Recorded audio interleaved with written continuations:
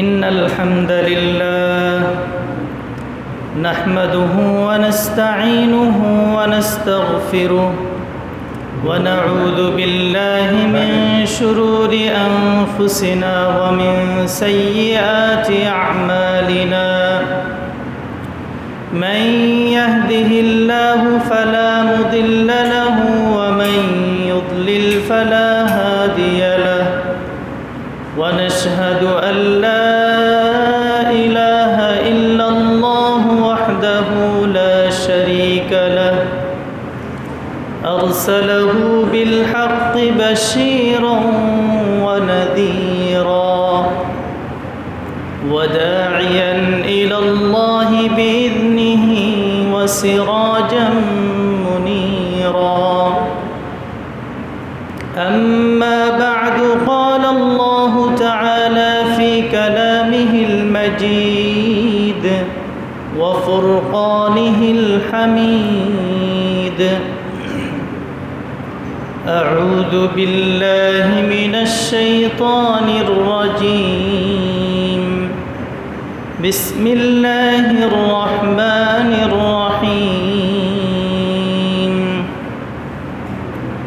من قتل نفسا بغير نفس أو فساد في الأرض فكأنما قتل الناس جميعا ومن أحياها فكأنما أحيا الناس جميعا وقال رسول الله صلى الله عليه وسلم لزوال الدنيا أهون على الله من قتل رجل مؤمن أو كما قال عليه الصلاة والسلام قال الله تعالى إن الله وملائكته يصلون على النبي يا أيها الذين آمنوا صلوا عليه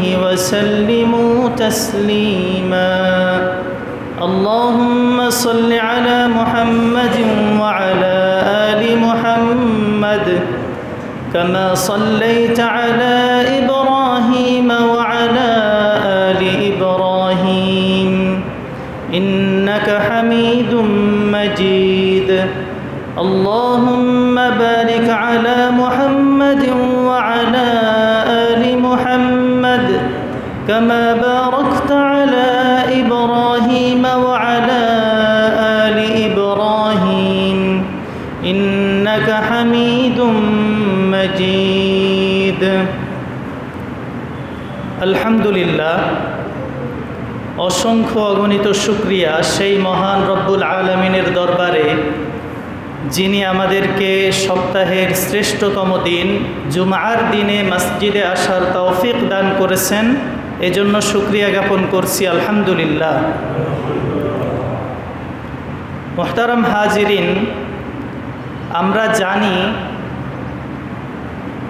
যে আমাদের ফিলিস্তিনের ভাইদের বর্তমানে কি করুণ দশা চলছে। বর্বর ইসরায়েল তারা নৃশংসতার সমস্ত সীমা অতিক্রম করছে।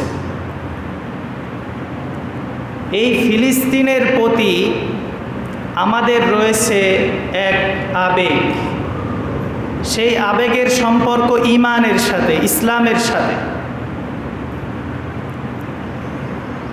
আজকে আমরা ফিলিস্তিনের সাথে আমাদের ঈমানের কি সম্পর্ক, আমাদের কোন আবেগ মিশে আছে সেই ভূমির সাথে, সেই সম্পর্কে সংক্ষিপ্ত আলোচনা পেশ করব ইনশাআল্লাহ তাআলা। মুহতারাম হাজিরিন, রাসূল করিম সাল্লাল্লাহু আলাইহি ওয়াসাল্লাম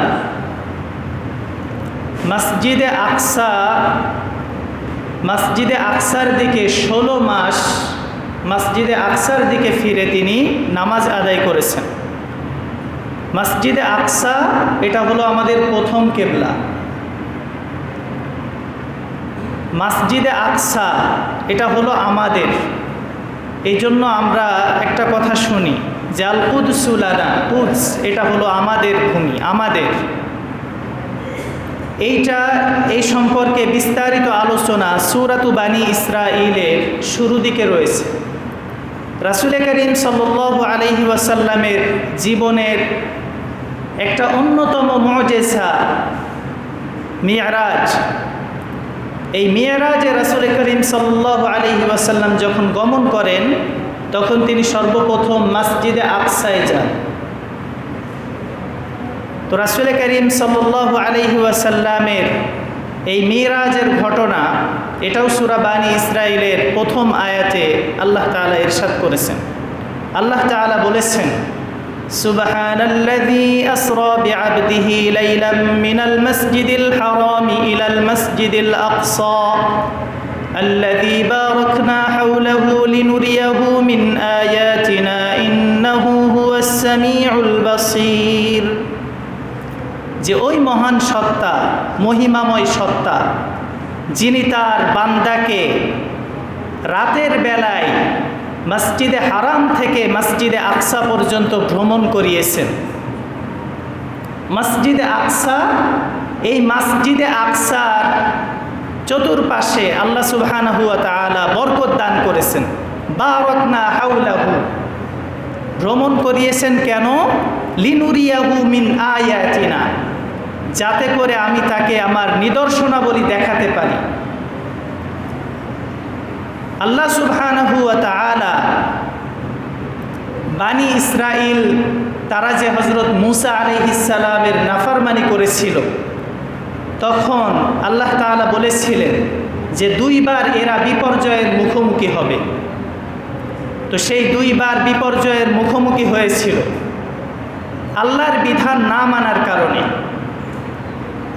এই বানী ইসরাঈল যারা এখন আমরা যাদের যে ইসরাঈল, এদের পিছনের ইতিহাস যদি আমরা দেখি তাহলে এদের মতো নিকৃষ্ট মানুষ পৃথিবীতে আর কেউ আসেনি।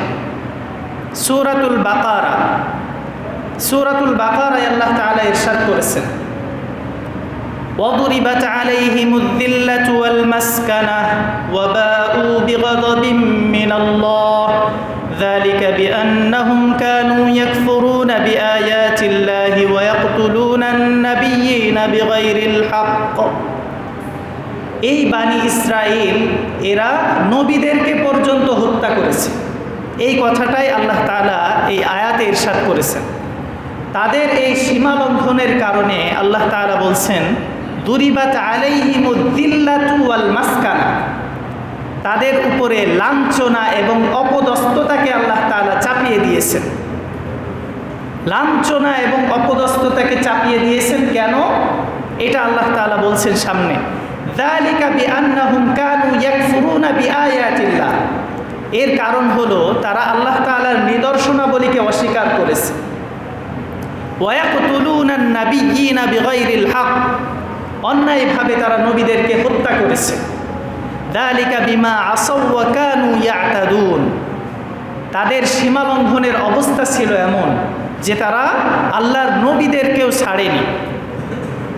অথচ আল্লাহ সুবহানাহু ওয়া তাআলা তাদেরকেই বলে দিয়েছিলেন, তাদেরকেই আল্লাহ সুবহানাহু ওয়া তাআলা নির্দেশনা দিয়েছেন যে মানব হত্যা করা এটা কত বড় অপরাধ, কত বড় পাপ।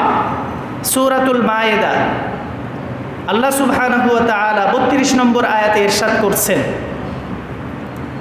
মিন আজলি যালিক কাতাবনা আলা বানি ইসরাঈল আন্নাহু মান ক্বাতালা নাফসান বিগাইরি নাফস আও ফাসাদিন ফিল আরদ ফাকান্নামা ক্বাতালান নাস জামিআ। যেই ব্যক্তি কোনো প্রাণের বিনিময় ছাড়া অথবা পৃথিবীতে অনাচার করা ছাড়া কাউকে হত্যা করে, ফাকান্নামা ক্বাতালান নাস জামিআ, সে যেন এই পৃথিবীর সমস্ত মানুষকে হত্যা করে, সে যেন এই পৃথিবীর সমস্ত মানুষদেরকেই হত্যা করল। ওয়ামান আহইয়াহা ফাকান্নামা আহইয়ান নাস জামিআ, আর যেই ব্যক্তি কোনো মানুষের জীবন দান করলো, জীবিত রাখলো কোনো মানুষকে, সে যেন পুরো মানব সমাজকে জীবিত রাখলো।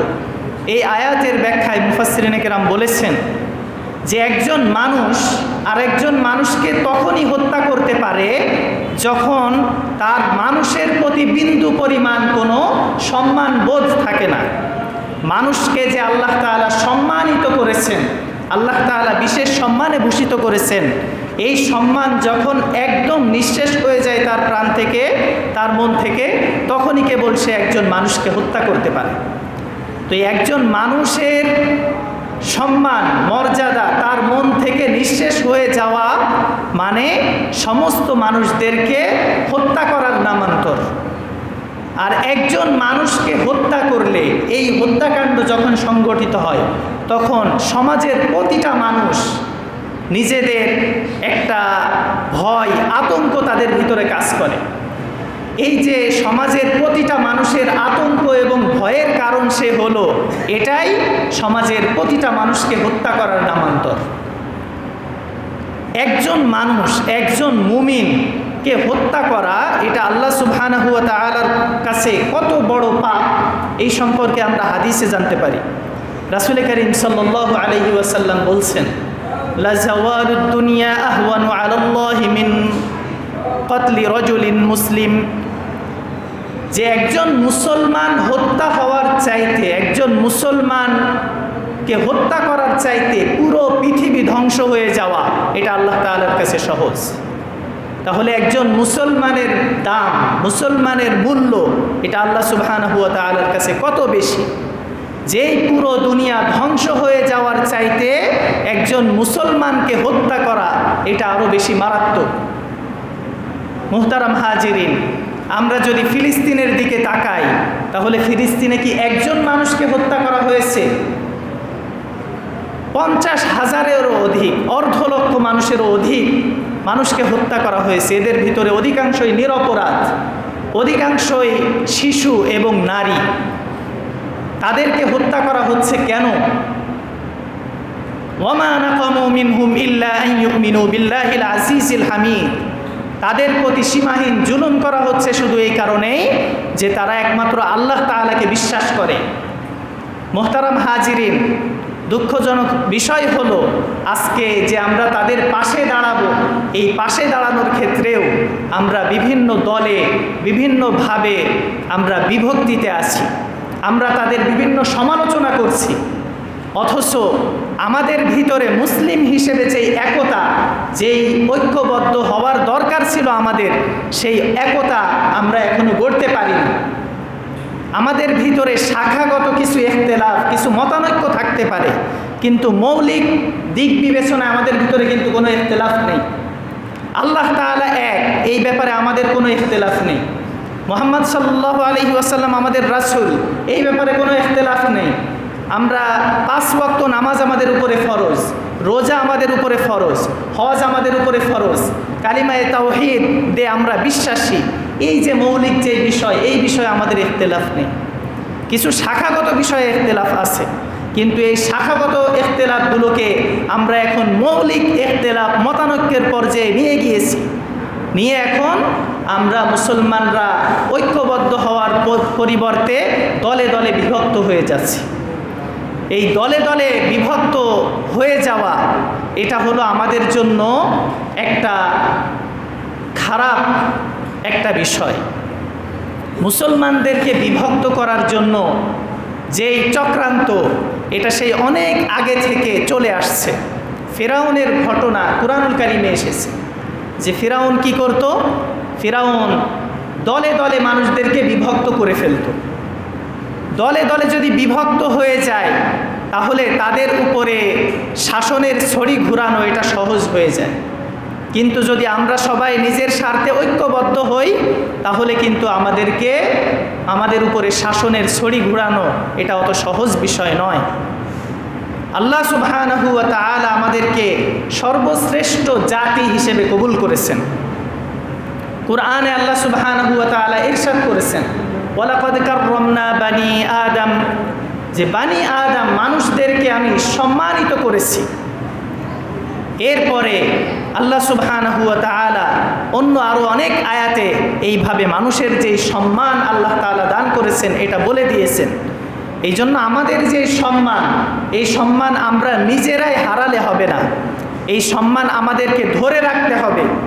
মানুষ হিসেবে আমাদের যে মানবীয় গুণগুলো থাকা দরকার, এগুলো আমাদের ভিতরে আসতে হবে। মোহতারাম হাজিরিন, তাহলে যেই ফিলিস্তিনের মুসলমান ভাই যারা আজকে এই বিশ্বের পৃথিবীর সবচেয়ে নিকৃষ্টতম বর্বরচিত হত্যাকাণ্ডের শিকার, বিশ্বায়নের এই যুগে, আধুনিকায়নের এই যুগে আমাদের চোখের সামনে আমরা যারা সভ্যতার দাবি করি, বলি যে বিশ্ব এখন সভ্যতার উচ্চ শিখরে আরোহণ করছে, সেই সময় আমাদের চোখের সামনে এমন হত্যাকাণ্ড হচ্ছে, অথচ আমরা তাদের জন্য কি করছি? আমরা তো তাদের জন্য প্রতিবাদ করব, সেই প্রতিবাদটুকু আমরা করছি না। আমাদের ঈমানের অবস্থা কি হয়ে গিয়েছে? অথচ আমাদের পূর্বপুরুষদের অবস্থা কি ছিল? বিশ্বের কোথাও মুসলমান নির্যাতিত হচ্ছে, একজন মুসলিম মা ধর্ষিতা হচ্ছে, তার ইজ্জতের উপরে আঘাত হয়েছে, পুরো সৈন্যবাহিনী চলে গিয়েছে, সেখানে পুরো সৈন্যবাহিনী পাঠিয়ে দেওয়া হয়েছে। কিন্তু আমাদের ঈমানের অবস্থা এমন যে অর্ধ লক্ষ মুসলমানকে নির্বিচারে হত্যা করা হচ্ছে, নৃশংসতার সমস্ত যত সীমা আছে সমস্ত সীমা লঙ্ঘন করা হচ্ছে, তবুও আমাদের মুখ থেকে কোনো টু শব্দ বের হচ্ছে না। এর চাইতে আফসোসের বিষয় আর কি হতে পারে আমাদের জন্য? অথচ আল্লাহ সুবহানাহু ওয়া তাআলা আমাদেরকে কুরআনুল কারীমে নির্দেশনা দিয়েছেন, وما لكم لا تقاتلون في سبيل الله والمستضعفين من الرجال والنساء والولدان الذين يقولون ربنا أخرجنا من هذه القرية الظالم أهلها واجعل لنا من لدنك وليا واجعل لنا من لدنك نصيرا। তোমাদের কি হলো যে তোমরা দুর্বল নারী, পুরুষ এবং শিশুদের পক্ষ নিয়ে আল্লাহর পথে জিহাদ করছো না? যেই দুর্বল নারী, শিশু জালেমদের অত্যাচারে অতিষ্ঠ হয়ে তারা আল্লাহর কাছে ফরিয়াদ করে বলছে, রব্বানা আখরিজনা মিন হাযিহিল ক্বরিয়াতিজ যালিমি আহলুহা, হে আমাদের রব, এই জালেম অধিবাসীদের জনপদ থেকে আমাদেরকে বের করে নিয়ে যান। ওয়াজআল লানা মিন লাদুনকা ওয়ালিয়্যা, এবং আমাদের জন্য একজন অভিভাবক নিযুক্ত করুন। ওয়াজআল লানা মিন লাদুনকা নাসীরা, আপনার পক্ষ থেকে আমাদের জন্য সাহায্যকারী পাঠান। মোহতারাম হাজিরিন, এখন তো সোশ্যাল মিডিয়ার যুগ, আমরা তো দেখছি যেই বাচ্চাটা শহীদ হচ্ছে, ছোট মেয়ে, তার মতো একটা মেয়ে আমার ঘরেও আছে। যেই ছোট বাচ্চা ঈদের নামাজের জন্য আনন্দের দিনে বের হয়েছিল, তার হাতে ঈদের সালামি, সেই ঈদের সালামি দিয়ে সে কোনো খেলনা কিনতে পারেনি, তার আগেই ওই হায়নাদের বোমা তার জীবন প্রদীপ নিঃশেষ করে দিয়েছে। মোহতারাম হাজিরিন, এই সব বিষয়গুলো আমরা দেখছি, আমরা চুপ করে আছি। আজ থেকে শতবর্ষ পরে যখন পরবর্তী প্রজন্ম এসে এই ইতিহাস পড়বে, দেখবে যে এই জামানার মানুষের সামনে এত বড় একটা হত্যাকাণ্ড সংগঠিত হয়েছে, যেটা নৃশংসতার সব সীমা অতিক্রম করেছে, তারপরেও তারা চুপ ছিল। তাদের সর্বাত্মক চেষ্টা করে, সর্বাত্মক সাধনা করে তারা তাদের পাশে দাঁড়ায়নি। বলেন, আমরা যারা এখানে আসি, আমরা তাদের জন্য কি করছি? আমরা তো দেখতে পাচ্ছি যে আমরা দৈনিক আল্লাহর রহমতে ভালোই আছি, খাবার দাবার ঠিকমতো চলতেছে, কিন্তু ওখানে দুর্ভিক্ষ ছড়িয়ে পড়েছে, কোনো খাবার নেই। শিশুদের যে হাহাকার খাবারের জন্য, নারীদের যে হাহাকার, অসহায় মানুষের যে আত্মচিৎকার, আমরা দেখতে পাচ্ছি যে পুরো একটা ভূখণ্ড বোমার আঘাতে চূর্ণ বিচূর্ণ হয়ে গেছে, কিছুই বাকি নেই। এখন বোমা ফেললে বোমার আঘাতে আর কোনো ভবন উড়ে যায় না, বরং সেখানে মানুষের লাশগুলো সেই আকাশে উঠে যাচ্ছে। কি বিভৎস দৃশ্য! এইগুলো দেখেও আমাদের বিবেক নড়ে না, আমরা তাদের জন্য দোয়া পর্যন্ত করতে পারি না। আমরা দেখছি তারা দুর্ভিক্ষে কাতর হয়ে তাদের জীবন নিঃশেষ হয়ে যাচ্ছে, তবুও তাদের জন্য আর্থিক সহযোগিতা আমরা করতে পারছি না। অথচ একজন মুসলমান কেমন হবে, প্রকৃত মুসলমান কেমন হবে, তার ব্যাপারে রাসূল করিম সাল্লাল্লাহু আলাইহি ওয়াসাল্লাম ইরশাদ করেছেন, আল মুসলিমুনা কাজাসাদিন ওয়াহিদ, যে মুসলিমগণ তারা হলো একটা দেহের মতো, একটা শরীরের মতো। ইনিস্তাকা আইনুহু ইস্তাকা কুল্লুহু, যদি তার দেহের চোখ যদি ব্যথিত হয়, চোখ যদি আক্রান্ত হয়, তাহলে পুরো শরীর সেই ব্যথা অনুভব করে। তাহলে আমরা কি হতে পেরেছি মুহতারাম হাজিরিন সেই এক দেহের মতো, এক শরীরের মতো পুরো মুসলিম জাতি? না, আমরা হতে পারিনি। বরং সামান্য আমার মতের সাথে মিল না হওয়ার কারণে, আমি যেই আদর্শ লালন করি সেই আদর্শের না হওয়ার কারণে তারা মারা যায় হাজার হাজার মানুষ, আর আমি তাদের সমালোচনা করি। অথচ যেই মৌলিক কথাগুলো বললাম, তার আল্লাহ, তার রাসূল, তার কুরআন, তার নামাজ, তার রোজা, তার হজ আর আমার হজের ভিতরে কোনো পার্থক্য নেই। শুধুমাত্র সামান্য মতের মিলের কারণে সে পড়ে পড়ে মার খাচ্ছে, আর আমি তার সমালোচনা করে যাচ্ছি। সে ভুল করেছে। একজন মানুষ যখন ভুল করে, রাসূল করিম সাল্লাল্লাহু আলাইহি ওয়াসাল্লামের নির্দেশনা কি? উনসুর আখাকা যালিমান আও মাজলুমা, তোমার ভাই সে যদি জালেম হয় অথবা মাজলুম হয়, দুই অবস্থাতেই তুমি তার সাহায্য করতে হবে। তোমার ভাই জুলুম করেছে বলে, ভুল করেছে বলে তুমি তার পাশে দাঁড়াবা না, এইটা রাসূলের শিক্ষা না। জালেম হইলেও তার পাশে দাঁড়াতে হবে, তাকে জুলুম থেকে ফেরাতে হবে, আর মাজলুম হইলে আরও ভালোভাবে তাকে কি করতে হবে? এই জুলুমের হাত থেকে রক্ষা করতে হবে। মুহতারাম হাজিরিন, আপনারা সবাই জানেন আসলে আমাদের সাধ্য কি আছে, কতটুকু আছে এটা আমরা জানি। বিশ্বের বড় বড় ইসলামিক স্কলার, মুফতিয়ানে কেরাম যারা আছেন, তারা ফতোয়া দিয়েছেন যে আমাদের পুরো মুসলিম উম্মাহ আমরা যারা রয়েছি, আমাদের সাধ্য অনুযায়ী, সামর্থ্য অনুযায়ী ফিলিস্তিনের নির্যাতিত মাজলুমদের পাশে দাঁড়ানো আমাদের উপরে ফরজ হয়ে গিয়েছে। এই জন্য আমার যেই সামর্থ্য আছে, আমি যদি অর্থ দিয়ে সহযোগিতা করতে পারি তাহলে অর্থ দিয়ে, আর যেইভাবে আমি তাদেরকে সাহায্য করতে পারবো সেইভাবে সাহায্য করতে হবে আমাকে। এটা এখন আমার উপরে জায়েজের পর্যায়ে নেই, এইটা ফরজ হয়ে গিয়েছে। এটা শুধু আমার কথা না, বিশ্বের বড় বড় ইসলামিক স্কলারদের কথা। এই যে আমাদের উপমহাদেশের মুফতি আল্লামা তাকি উসমানী হাফিজাহুল্লাহ, তিনি গতকালকের আলোচনায় বলেছেন যে ফিলিস্তিনবাসীদের সহযোগিতা করা এখন বিশ্বের মুসলিম যারা রয়েছেন এবং মুসলিম রাষ্ট্রপ্রধান যারা রয়েছেন তাদের উপরে ফরজ হয়ে গিয়েছে। এই জন্য আমরা যদি আমাদের এই ফরজ বিধানকে পালন না করি তাহলে আল্লাহ তাআলার কাছে আমরা ধরা খেয়ে যাব, আল্লাহ তাআলার কাছে আমরা কোনো জবাবদিহি করতে পারবো না। মুহতারাম হাজিরিন, আপনারা জেনেছেন যে আগামীকাল 12 তারিখ প্যালেস্টাইন সলিডারিটি মুভমেন্ট কর্তৃক আয়োজিত ঢাকার সোহরাওয়ার্দী উদ্যানে মার্চ ফর গাজা অনুষ্ঠিত হবে। এখানে বাংলাদেশের দলবল নির্বিশেষে সব ধরনের মানুষ এখানে অংশগ্রহণ করবেন।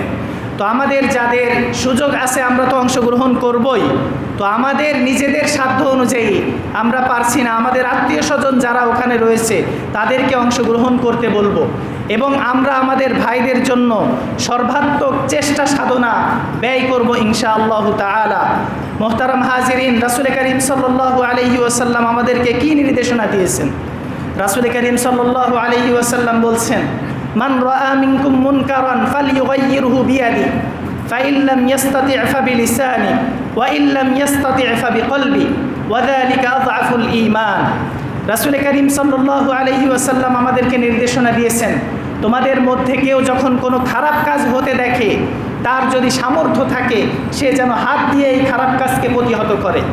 যদি তার হাত দিয়ে প্রতিহত করার সামর্থ্য না থাকে তবে সে যেন মুখে প্রতিহত করে, যেন এই খারাপ কাজ থেকে বিরত থাকার জন্য বলে। আর যদি তার এই সামর্থ্য না থাকে তাহলে অন্তরে ঘৃণা করবে এবং এই পরিকল্পনা করবে যে কিভাবে এই খারাপ থেকে মানুষকে ফেরানো যায়। আর এটা হলো ঈমানের ওয়াযালিকা আযআফুল ঈমান, সর্বনিম্ন পর্যায়। মুহতারাম হাজিরিন, এই যে আমাদের চোখের সামনে সোশ্যাল মিডিয়া এবং ইলেকট্রিক মিডিয়ার মাধ্যমে আমরা যা দেখতে পাচ্ছি, এইটা তো মানে খারাপের কোন পর্যায়ে এটাকে কোনো বিশেষণে বিশেষায়িত করা যায় না, এত খারাপ বিষয়। তাহলে এই বিষয়ে আমরা কি করতে পারি এটা আমাদের বুঝতে হবে। মুসলিম হিসেবে আমাদের ঐক্যবদ্ধ থাকতে হবে এবং আমাদের মুসলিম ভাইদের সাহায্য করার জন্য সর্বাত্মক চেষ্টা করে যেতে হবে। আল্লাহ তাআলা আমাদেরকে কোরআনে নির্দেশনা দিয়েছেন, আমাদেরকে কাফেরদের সাথে যুদ্ধ করার জন্য প্রস্তুত থাকতে বলেছেন। আল্লাহ বলেছেন ওয়াইদু লাহুম মাস্তাতাতুম মিন কুওয়া ওয়া মিন রিবাতিল খাইল তুরহিবুনা বিহি আদুওয়াল্লাহি ওয়া আদুওয়াকুম, যে তোমাদের যে সামর্থ্য আছে সামর্থ্য অনুযায়ী তোমরা তাদের বিপক্ষে প্রস্তুতি গ্রহণ করো, যাতে করে তোমরা তাদেরকে ভয় দেখাতে পারো।